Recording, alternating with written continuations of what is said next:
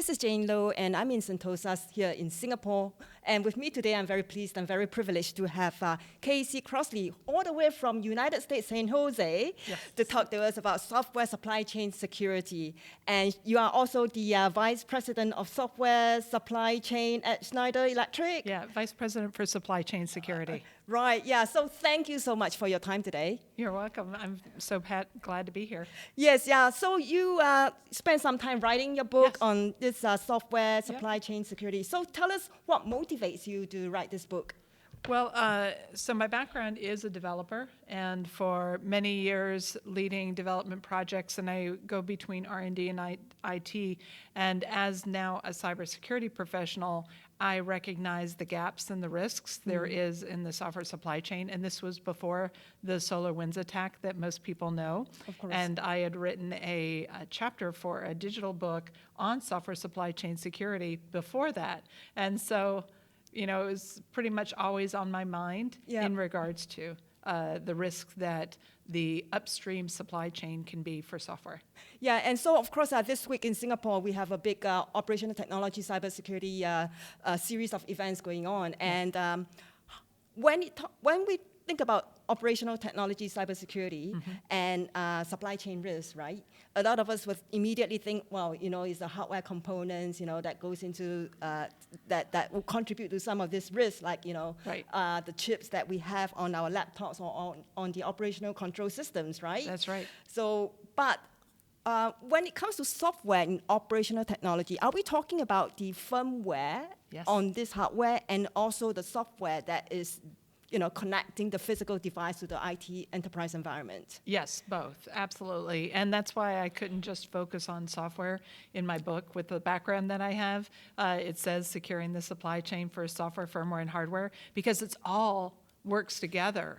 So for example, when you think about even just a chipset, so if you're using an Intel chip, there's software and firmware that you use associated to use that chip. So that is part of the supply chain too, not just what we might hear about open source components or even the code written by the supplier. So yes, firmware is just another type of software.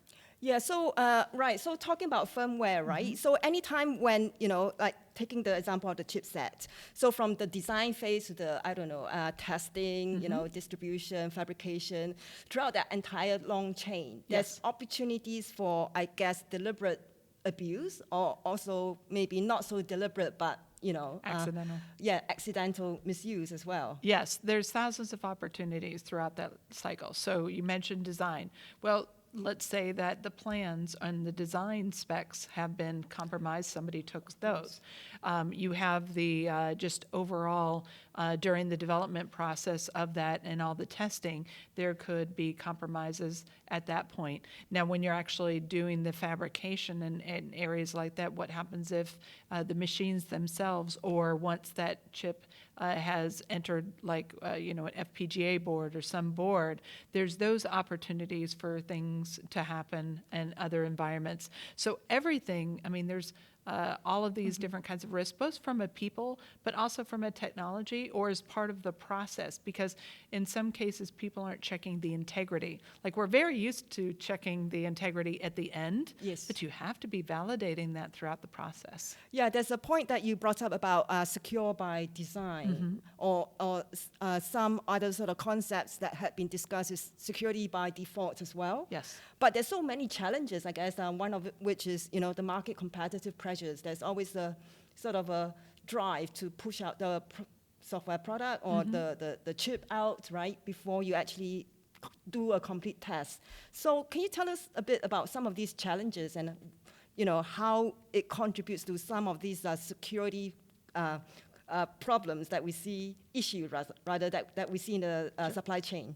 Yeah, and let's think about it from a different perspective. OT is very different.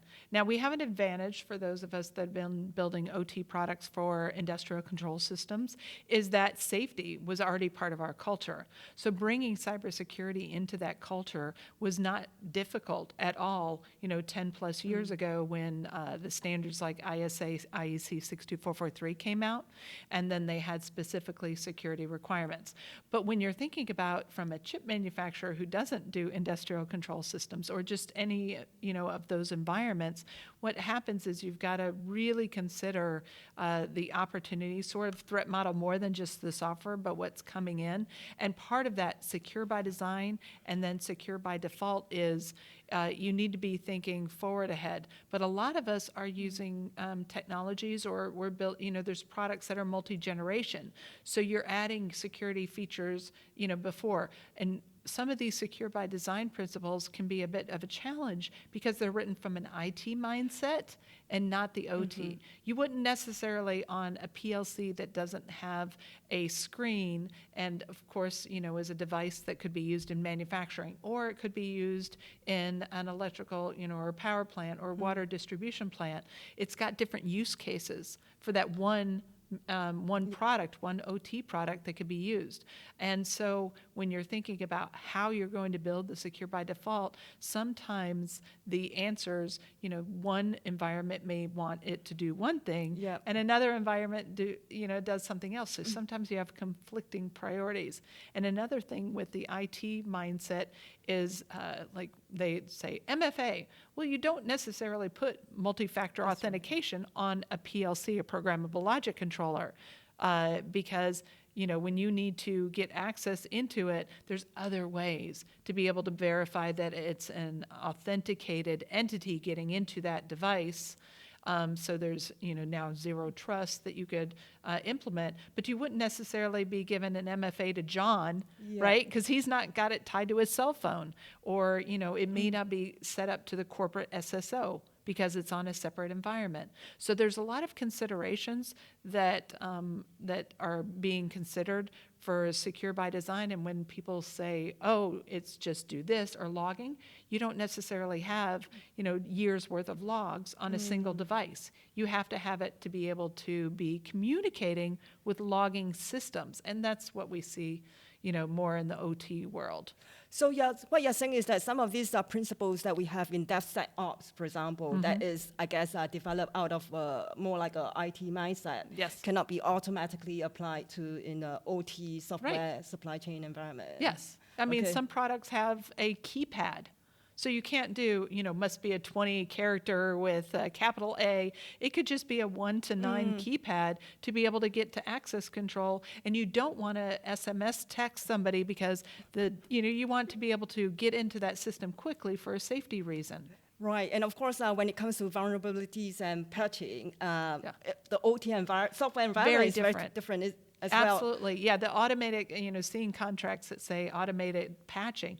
Well, these are disconnected systems, not available and should not be connected to the internet in most cases unless they're edge control or other devices and proper defense procedures. So, and automatic patching could create safety concerns or others, it could mean downtime. So you have to be very controlled. It's not like updating the Windows. Right, yeah. And of course, you also talked about SBOMs, and it's also a concept that has been growing, I guess, in the recent years, coming out from all these supply chain incidents that we see. So SBOM is a favorite topic of yours, I guess. I love it.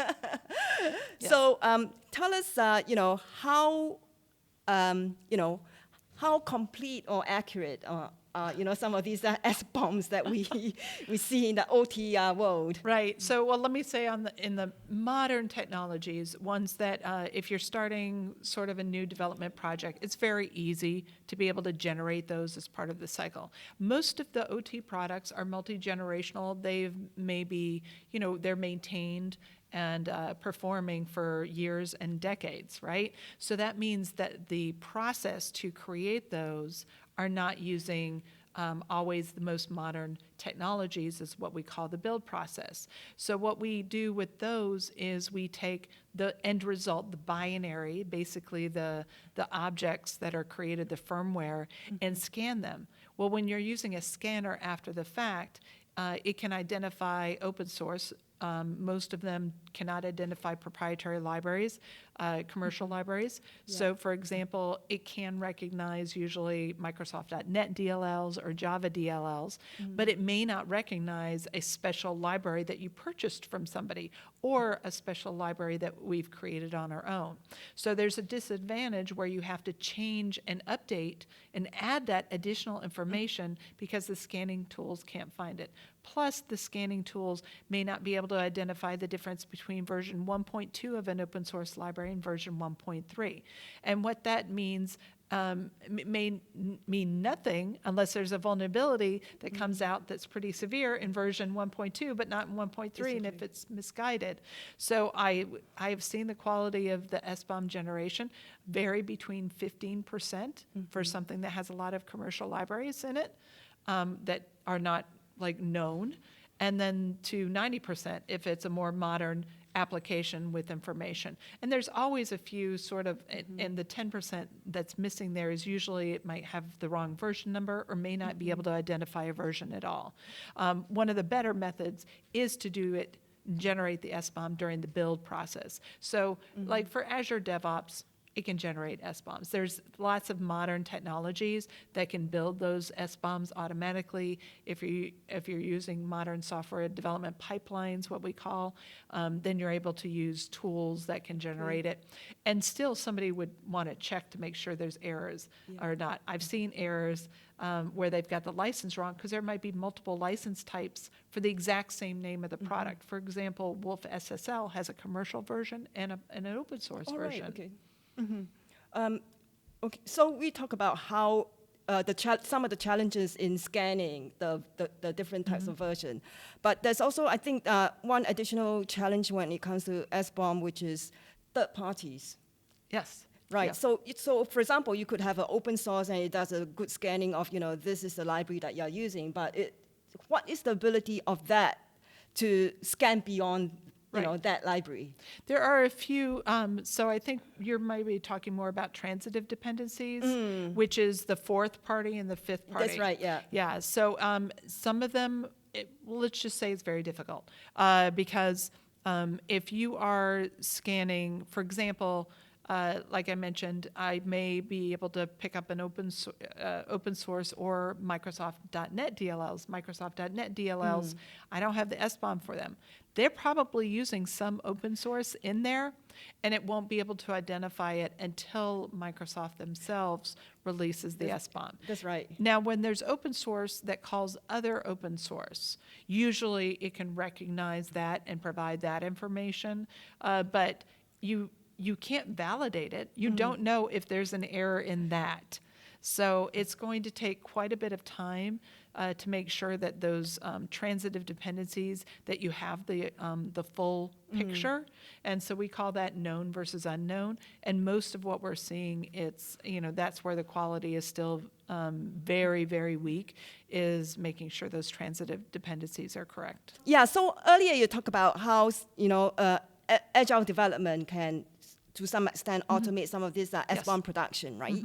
And now I'm going to ask a question about AI and how that is helping, or not, right? In this SBOM and supply chain software development challenges. Yeah, well, I think it's just like with everything else, right at the beginning, some of the advantages that AI will provide to software development and to supply chain is, for example, the ability to analyze large volumes of data. So there are some startups out there that have been scanning and evaluating open source repositories for the last couple of years, and they're able to do analysis that would have taken a person to be able to see where is the correlation and the tie-in between this project and that project. So with AI technologies, it's able to ingest and analyze large data lakes of information to be able to say, oh, that maintainer submitted to a malicious project over here, and that same maintainer is now a maintainer on this other project which doesn't have no malicious, but maybe there's a risk in that, that person that's doing the maintaining. So for example, the person that contributed the malicious code to the XZutils backdoor, if that person had contributed to other projects, we now should suspect every one of those. And what would have been potentially taken a person time to go through and track all of the commits, within seconds, using AI technologies and somebody who had that list and that history, they're able to identify that risk altogether.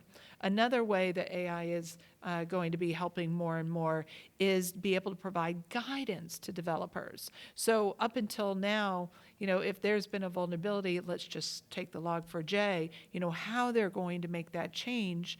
Even though there's coding technologies that can suggest code, it wasn't smart enough to be able to say, in this circumstance, in this example, this is the best code replacement to do. And I've seen some just amazing startups over the last few months that are able to do that more and more, where they're able to say, okay, you're in Python, so this would be the best way, and you're in this, and this would be the best way. So it's actually giving lines of code, not like a million, because you don't want too much changes, but it's able to direct them to the exact line that they need to modify, and based off of better techniques, not just scanning, Google or, all the other ones. It is doing some intelligence to find verified facts. So I'm seeing AI being used to speed up the efficiency of development. Yeah, AI can, a lot of discussion is around, how some of these AI models, algorithms, is able to ingest a lot of information, right, Yes. at one go, and be able to do some very, very quick analytics and generate, to some extent, some predictions based on their learnings out of those data set. Yes. So I think, like you say, we're at the very beginning of looking at some of this potential, that how AI can transform and speed up some of this productivity in software development. Yes. Yeah. So a lot of, I guess, exciting things to watch out for in that space. Yes. But to wrap up the podcast, I just want to go back to operational technology, Okay. right? I know that you earlier spoke about how some of these latest development can help startups in securing the software supply chain. But when it comes to operation technology, we are in many cases we're talking about large enterprises, right? With very complex supply chain. What would be your kind of like takeaway for them? Yeah. So I always suggest to really focus on what you're purchasing from them. So we see supplier assessment questionnaires, and they ask questions that are very broad. So for example, if I was purchasing OT products, I would be asking not only about the company itself, but do they have vulnerability management practices, right? So what is, their ability to keep it maintained and through the process? I'd be asking about their product security, because normally these questionnaires that come through, they ask IT questions. And do you have a cybersecurity office? But not how you're building the products. And especially for OT, I don't need questions asking if I'm GDPR compliant. The data never goes, from a standpoint out of your company's location, right? So that you need to be able to ask the questions specific to that product of what you're buying and to the risk that it may have. That's what I suggest for those when you're thinking about the supply chain, and also making sure that supplier is providing that transparency. It's a new kind of topic. Yep. Where it was before, a very closed box system. That's right. And now asking for SBOMs, asking for, where is this manufactured, other questions. And the answers aren't easy to get either, because sometimes a product can be developed in many different places. It can be manufactured in many different places. There can be variations of it. The chips, all that transparency, it's taking a lot of time and a lot of data to be able to make sure that you're getting accurate, because you don't know that, whether it came off the line in March or if it came off the line in November. It could be a different redesigned product or have a different chipset. So it's a very complicated topic right now, but having a supplier that's willing to work with you and provide that information, and not just for a compliance checklist, but because there's something that you're looking for from a risk standpoint. So I encourage people to ask more questions to the supplier, but make them more accurate, the questions they want, and to be valuable for them. We ask of our suppliers, not just, hey, do you do this, but please show us, Oh, how right. you're doing Okay. this. I want to see some examples, or, let's talk about that, because then we can create mitigations and understand the risk if they do or do not do that. I think it will be a great step forward if, having a strong supply chain security becomes one of the key competitive Yes. drivers for advantage for the company, isn't it? Yes, absolutely. But just remember, everybody else has upstream suppliers too. So, just, course. one supplier could, to be able to get what they're, from them, they could have, 40 or 400 or 4,000 suppliers behind them to do the same thing. So you can't put all the reliance just on that supplier, because they don't, necessarily have all the information for their fifth party suppliers and sixth parties. It's definitely a new topic, and it's a challenging topic. Right. So to wrap up the podcast, I'd like you to share one positive, news that you see in terms of the supply chain security across some of the organizations that you're seeing. Yeah.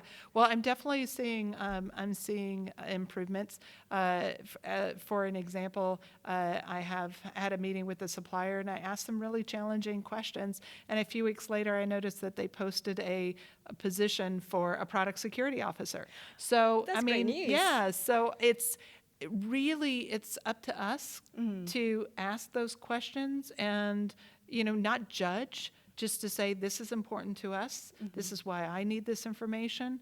And so I am seeing, from a culture standpoint, just globally, more people thinking about what could happen, but also what can they do to improve. And I love that's encouraging more people to focus on a new, what I consider, especially in the software supply chain area, a new area, and not relying only on developers to be the experts of it. This is really a corporate and an organizational challenge. Well, like we like to say in Singapore, cybersecurity is a team sport, right? So everyone has to get involved. That's right. And of course, this podcast hopefully is also going to raise the awareness, of this importance of this topic. So thank you so much for your time today, Thank you Casey. for having me, Thank Jane. you.